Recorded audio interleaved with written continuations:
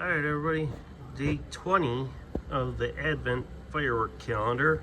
What do we got? A cuckoo fountain. Spinning around. Is there a label on it? Well, it's an unbranded cuckoo fountain. God knows where it came from. Let's see what it does. All right, everybody. It's freezing and windy and snowing like crazy. We got the unbranded cuckoo fountain. You know, the Advent calendar sometimes isn't fun in the snow. Let's see what it does before the wick gets all wet.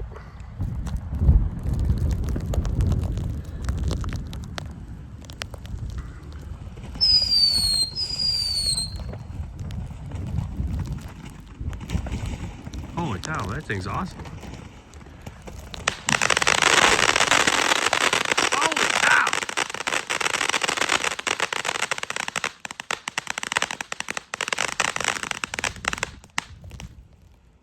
Oh my God. Holy cow. That thing exceeded my expectations, let me tell you that. 2 whistles, color, crackling, everything. That was fantastic, guys.